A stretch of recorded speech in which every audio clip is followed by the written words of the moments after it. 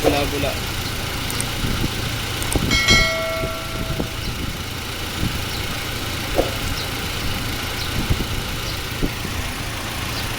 So okay mga paps, gusto pala. Ngayong araw pala, samahan nyo ko magpalit o mag-flush ng coolant nitong Toyota Fortuner. Okay? So simulan na natin to mga paps. So ganito mga paps, bago natin simulan, meron tayong kailangang ihandang mga gamit o fluid sa pagpapalit ng coolant. Siyempre, sa pagpa-flush ng coolant, kailangan natin na yan, distilled water. Okay? So bumili ako ng distilled water yan. Tapos noon, kailangan natin itong hose. Itong hose, ito siya, ito yung sukat niya eh. Yan. Pakita ko Yan, ito yung sukat niyan. Sa construction to mga paps eh. Yan. So 1 meter lang, sapat na yan. Kinat ko na lang yan sa yan, kinat ko na lang para maging dalawa. Tapos kailangan natin ng 8 litrong Toyota Super Long Life coolant, okay? So ito siya. So 8 litro yan. Okay, so distilled water, hose, ganito sukat, tapos 8 litrong Toyota Super Long Life coolant. Okay? Siyempre, yan, yung batya. Kailangan natin yan. So ito, yung pagpapalit ng coolant, kung magbabase tayo, matagal ang palitan nito mga paps, Super Long Life coolant. Kung tutusin, abutin ng 100 to 150k odometer bago ka magpalit ito. Pero, as preventive maintenance, mas maganda kung magpapalit kayo nito every 5 years para kahit paano sigurado tayo na nare-refresh yung coolant sa loob ng unit nyo. So simulan na natin to dito mga paps. Una natin gagawin mga paps, magdi-drain tayo ng coolant. So sa pagdi-drain ng coolant, saan ba nakalagay yun? Yung naka-drain plug nyan. So ito yung ilalim yan. Ito yung bumper. Yan. Sa ilalim nito yung skid plate. So makikita nyo yan. Yan, merong foam. So meron nga sa dito. Yan. Ayun. Nakita nyo yan. Yun lang siya. Tapos sa likod nyan, andyan yung pinaka luluwagan nyo. Okay? So yun siya. Kita nyo? Yan. Ayun yung pinaka yan, butas. So nakikita nyo. Yan. Shoot ko yan dito.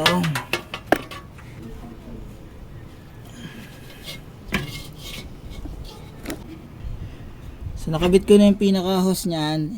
Ngayon i-drain ko na yan. So, pwede nyo rin gawin para mas mapabilis ng pagdidrain nyo. Buksan nyo to. Yan. Buksan nyo lang yan. Okay, so bukas yan. Tapos, didrain ko na yung sa baba. Open ko na yan. Yan, yung drain tag dito. Yan, buksan ko na to. Tulo yan. Yan, nakita nyo?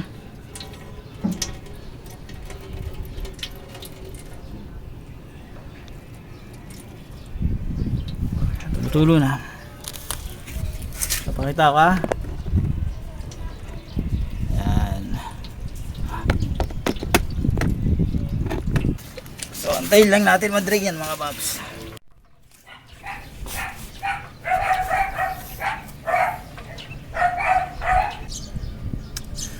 So yan mga paps, patak-patak na lang yung tulo. Ngayon ang gagawin ko, isasarado ko na yung pinaka drain plug dito.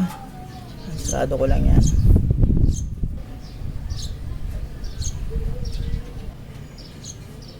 Yan. So sarado na yung drain plug dito sa baba ng radiator. Ngayon, i-drain naman natin yung nasa engine block. So ito mga paps, i-drain ko naman yung nasa engine block. Yan. So mapapansin nyo yan. Yan, nakita nyo yan. So ayan siya mga paps, nakita nyo? Yan. Yan yung nasa engine block. Okay? So i-drain ko yan. Pero bago ko i-drain yan, ilalagay ko muna yung hose. Yan. Nalagay ko yung hose. Yan dito. Nalagay ko yung hose dyan. Tapos, i-drain ko yan. Ang gamit dyan, 10mm lang. Nalagay ko muna yung hose. Tapos, i-drain ko dyan.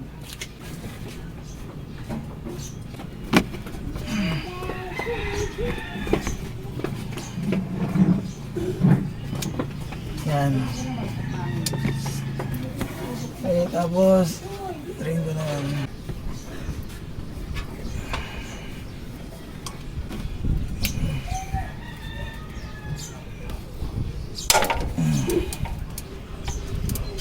Yan siya.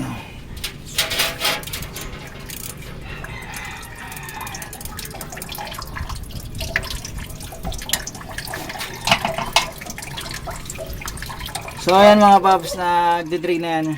Kita ko sa inyo mga paps. Ang galing ko lang ito.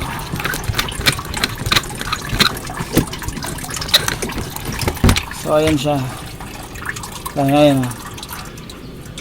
So ayan mga paps, tapos ko nang ma-drain yung coolant sa makina, isasarado ko na ngayon yan.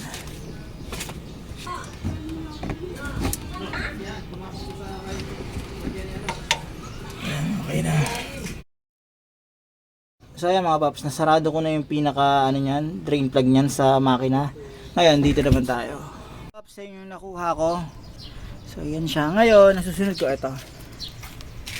Yung sa reserve naman. So yung sa reserve mga paps, hindi ko natatanggalin yung ito, yung pinakatangke. Meron naman akong ganito.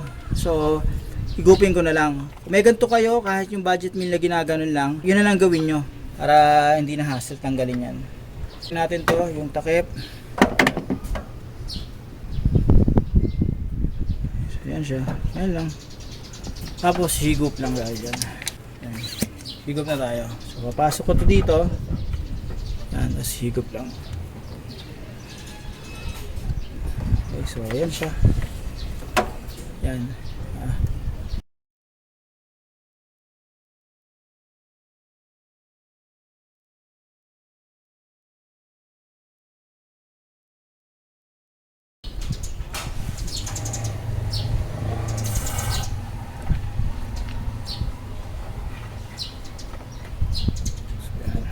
So ayan mga paps yung nakuha kong coolant.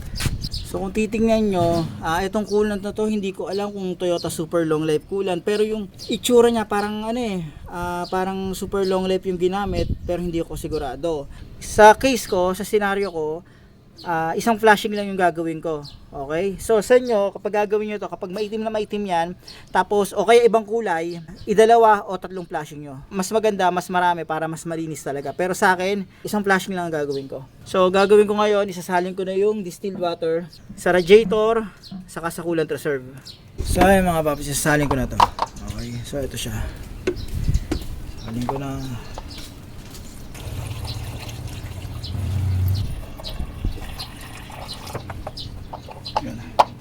So ngayon pag okay na yan, lalagyan ko ng distilled water yung reserve. Ayan. Gagawin ko, ilalagay ko to. Ayan, lalagay ko to dyan. So ayan, nalagay ko na to. Ngayon, papandarin ko muna yung makina mga paps. So yun ko yung aircon. Yun ko na yung aircon.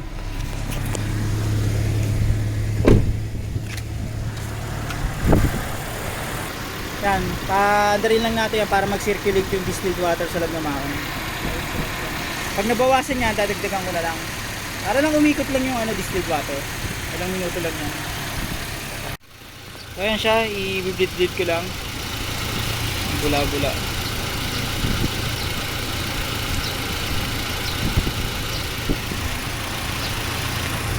So lumipas na yung mga 15 minutes, ayan na siya. So posibleng yung mga konting-konting tira-tirang tawag ito, coolant, humalo na. Ngayon ang gagawin ko, papatayin ko na yung makina, tapos i-drain ko na yan. So yan, i-drain ulit natin to. Yan.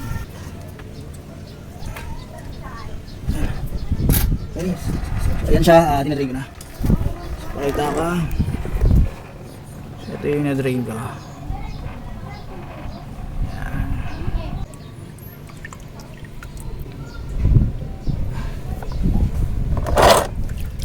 So ayan siya. Ngayon, ang gagawin ko, isasarado ko na to. So ayan, tanggalin ko na to. Tapos, yung drain plug, isasarado ko na. So ayan. So tamang higpit lang mga paps, wag sobra. So ang gagawin natin ulit, ikakabit ko ulit yung hose dyan. Tapos i-drain ko yan.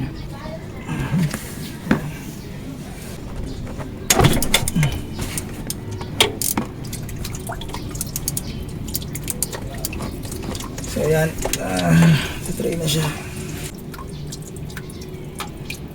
Na-drain ko na yung nasa loob ng makina. Ngayon, at tanggalin ko na yung hose, saka sasarado ko na yung yung bolt.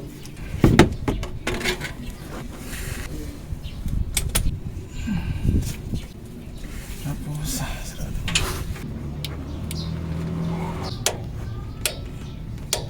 Yan, okay na. Ayan, nasarado ko na yan. Ngayon, ang sukat niyan ay 13 Newton meters. Okay, gumamit ako ng torque wrench dyan. So ayan mga paps, nasarado ko na yung drain plug sa radiator, nasarado ko na yung drain plug sa makina. So yun, 13 Newton meters. Ngayon yung reserve, higupin ko uli yan.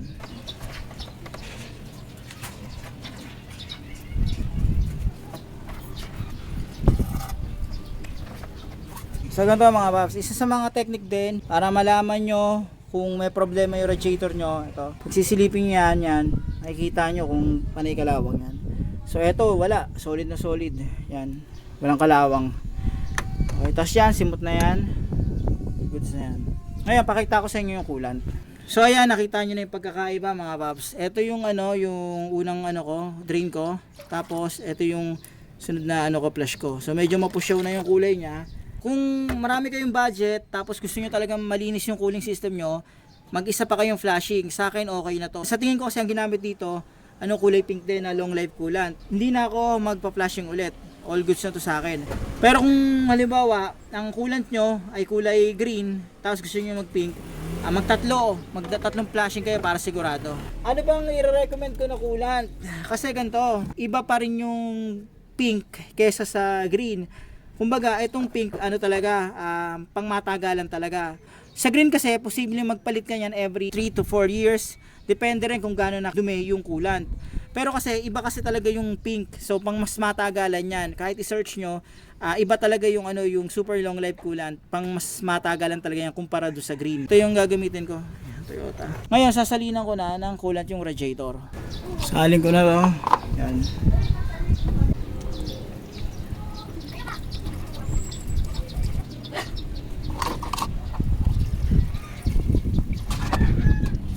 Ito.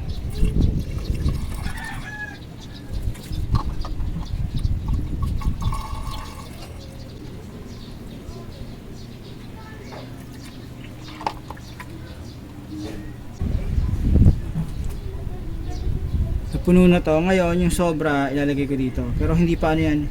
Hindi pa tapos yan. So, lagay ko yung sobra dito.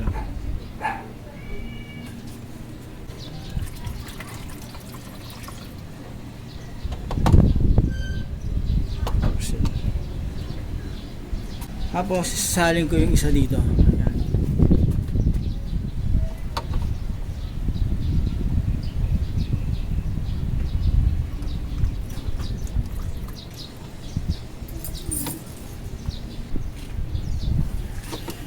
Lagyan ko na yan dito.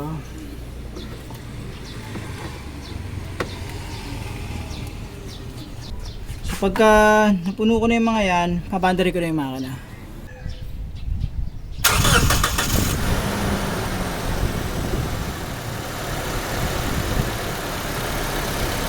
Kaya maandar na yung makina ngayon.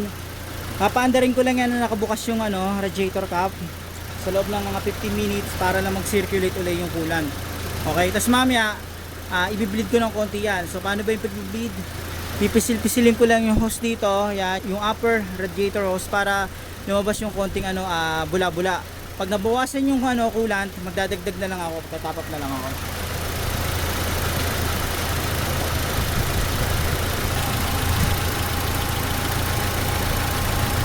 So pwede nyong i-bleed yan mga paps habang maano. So ganito.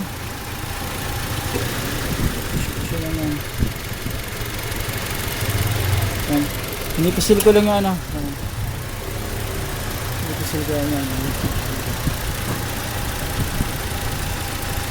Pwede nyo pisil-pisilin din yan yung ano, yung isa-isa. So ingat na lang kayo ha. Ingat. Para lang ma-bleed.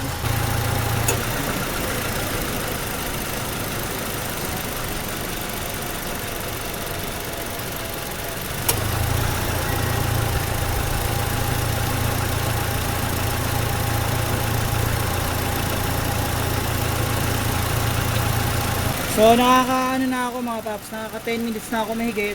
Ngayon, dinagdagan ko na lang yung ano, yung coolant. So far wala naman ako nakikitang ano, bubbles, wala na, na-bleed ko na eh. Ngayon, okay naman tong reserve, tatakpan ko na to. Check nyo rin kung may leak. So yan, nakaka 15 minutes na ako. I-double check nyo kung may leak dun sa engine na drain plug, saka sa radiator drain plug. Ngayon, ito, minomonitor ko rin dito. Yan, may scanner ako. Pero chine-check ko rin dito kung mag-overheat yan. Para lang sigurado. Kasi mga paps, kapag hindi nyo na-bleed na maayos yan, tapos may mga bubbles, o hindi nyo na-bleed na maayos talaga, malaki posibilidad dyan na yan, mag-overheat yan mga paps. Naka-monitor naman ako dito. All goods na yan. So ngayon, papatay ko na yung makina. So paano mga paps, hanggang dito lang yung video na to. Sana kahit paano nakatulong tong video na to in case na magkukulant drain kayo or magkukulant flashing kayo para sa Toyota Fortuner na 2TRFE engine. Sa proseso na to, halos same lang din sa Innova at saka sa Hilux na may 2TRFE. Sa ibang sasakyan, halos same lang din. Ang pinagkaiba nga lang, yung engine drain plug ay iba-iba yung lugar, iba-iba yung location. Pero yung pagsalin, halos same lang din ng proseso, yun lang talaga yung pinagkaiba. Madalas kasi ang ginagamit kapag nagde-drain saka nagkukulang flashing, sa radiator lang dine-drain. Tapos yun lang, hindi na sa engine block. May mga ibang car owner na mas preferred nila na full drain talaga, hindi lang sa radiator, pati rin sa engine block. So pwede nyo sundan tong proseso na to para sa 2TRFE, Hilux, Innova, saka Fortuner. Paano mga paps? Maraming salamat sa inyo.